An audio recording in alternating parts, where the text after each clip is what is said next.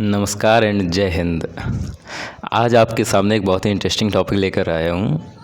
एक जादू के बारे में, हाँ मैजिक के बारे में। और इस मैजिक का नेम है इमेजिनेशन, यानी कि कल्पना। इमेजिनेशन इतना बड़ा जादू है कि ये किसी भी साधारण आदमी को कुछ ही समय के अंदर करोड़पति बना सकता है, और किसी करोड़पति आदमी को ये एक साधारण आदमी भी बना सकता है। आखिरकार ये कल्पना किस तरीके से काम करती है, इसके बारे में मैं इस वीडियो में डिटेल में आपके सामने एक बात कर रहा हूँ।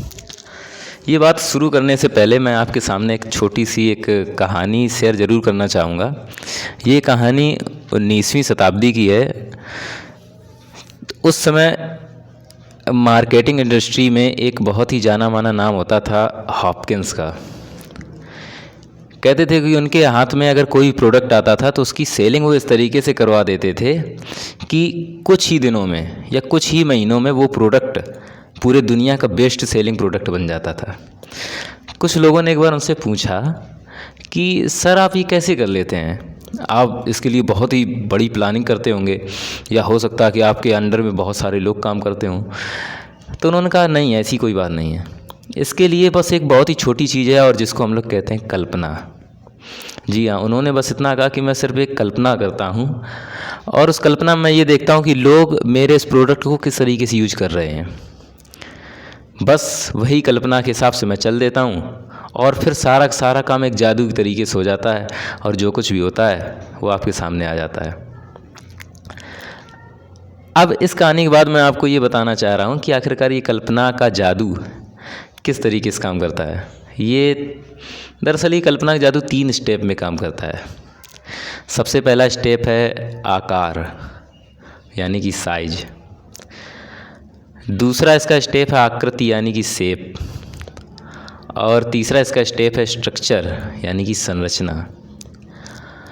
मतलब ये है कि आप कितनी बड़ी कल्पना कर रहे हैं, ये उसकी साइज को बताता है।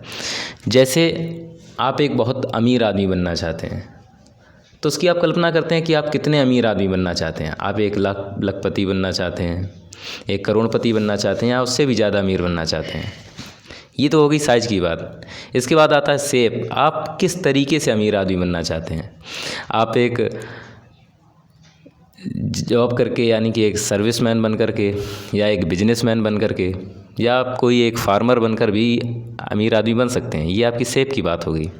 इसके बाद जो मेन पहलू आता है कल्पना में, तीसरा, वो होता है स्ट्रक्चर, यानी संरचना। कि आप अगर बिजनेसमैन हैं तब भी आप क्या करेंगे जिससे कि आप अपने बिजनेस को उस मुकाम तक पहुंचा सकें जो आप कल्पना में सोचते हैं। वैसे ही आप एक नौकरी अगर कर रहे हैं, एक सर्विस कर रहे हैं, सॉरी मैंने नौकरी कह दिया, इसके बारे में आगे वीडियो डिटेल में बात करूँगा आखिर मैंने सॉरी क्यों कहा और नौकरी क्यों कहा। तो ये 3 स्टेप, इन्हीं तीनों स्टेप से मिलकर के बनती है कल्पना। हाँ, अगर आपने एक बहुत ही अच्छी कल्पना की है, अब आप ये सोचेंगे कि आखिरकार कल्पना इतनी ज़रूरी क्यों है।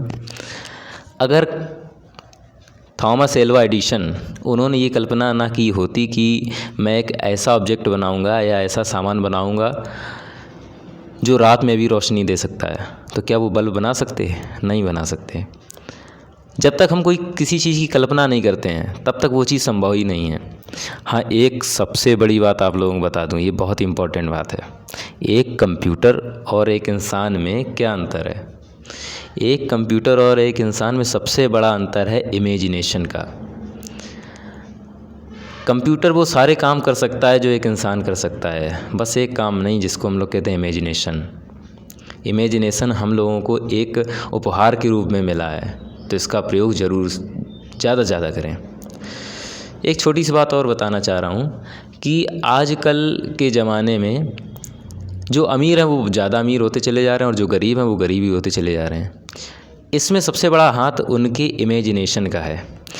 जैसे एक अमीर आदमी हमेशा ये कल्पना करता है कि उसका जो बच्चा है वो उससे भी ज़्यादा अमीर होगा, और उसकी जगह एक जो गरीब आदमी होता है वो क्या कल्पना करता है कि मेरा बच्चा जो मेरी इस समय समस्याएं हैं इसको सुधारेगा। मतलब कहीं ना कहीं वो ये सोच लेता है कि समस्याएं सुधारने का मतलब है कि वो भी इस समस्याओं से जूझेगा, तो इसका मतलब है कहीं ना कहीं वो भी कुछ समस्याएं पैदा करेगा।